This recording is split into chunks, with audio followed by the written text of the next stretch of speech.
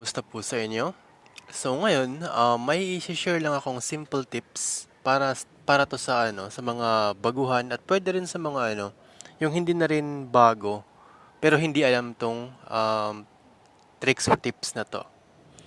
So ito yung halimbawa kung gusto mong magkaroon ng maraming item, yung chest. So kasi marami kasing paraan para makakuha ng chest. Pwede ka dito sa Realm Exe, ito. Makakuha ka dito pero tsambahan lang. Pwede rin sa Ancient Boss.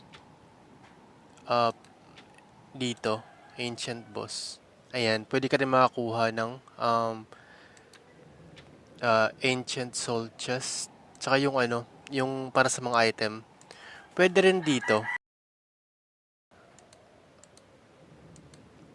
Ayan, dito. Sa ngayon, hindi ko pa siya mabubuksan. Ito pala. Pwede na pala. Ayan. Pag nag-level up ka, may madadagdag dito ng mga chest. Pwede mong bilhin yun.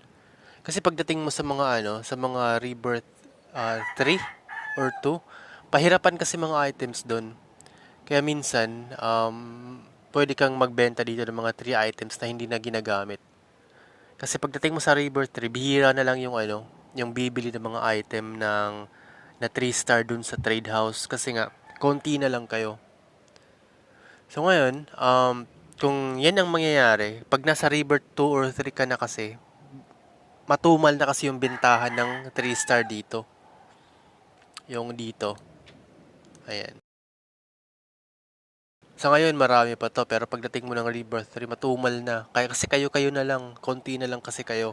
Minsan nga pagdating ng Rebirth 4 dead server na. So, pahirapan na magbenta ng item.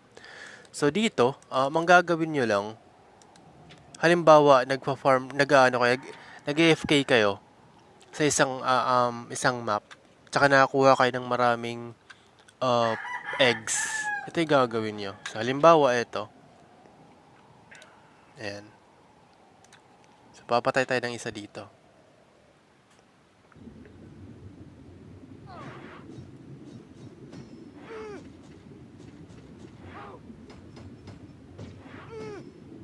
So, ayan. Pupunta ka muna dito sa single claim. Ayan. Walang chest. Ayan. Pag dito ka naman, ayun, meron kang nakita, isa.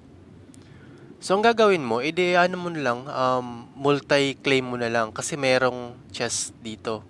Pero pag walang chest dun ka sa single claim. Bibilisan mo lang para makuha mo yun. Tulad nun, um, ayan, chest. So, kung walang chest dun sa 5 x 5, dun ka sa single.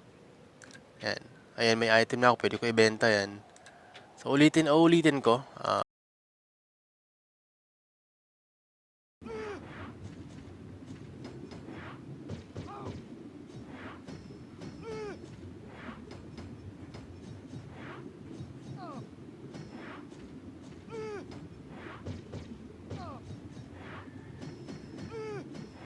So, eto.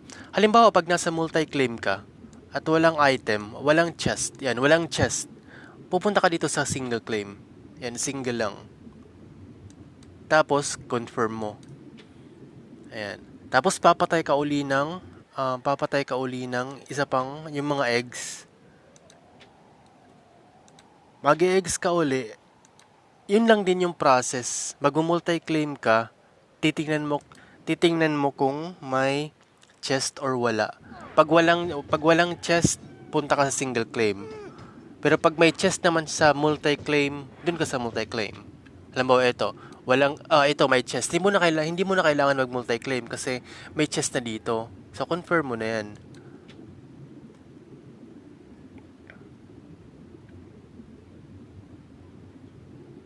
So ganun pa lang nakakakuha na ako ng item dun sa chest. Pwedeng pambenta. Sa ganitong level kasi mas mabenta pa kasi yung mga item. Level 282. So isa pa, try natin isa pa. Ay, medyo naglalag na ako.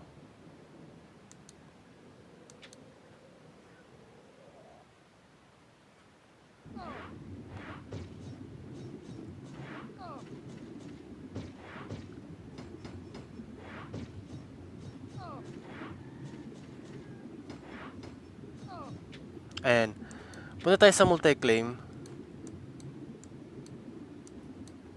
Okay, walang chest.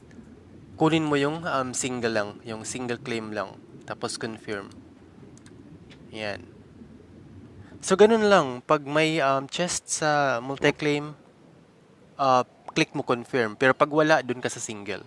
Tapos paulit-ulit lang hanggang sa maubos mo yung mga eggs. Tapos makakuha ka ng mga items. So, yun po, isang tips yun para makakuha ka ng maraming items kung nagsisimula ka pa lang or kung nasa rebirth ka na din. So, hanggang dito lang po at marami pong salamat.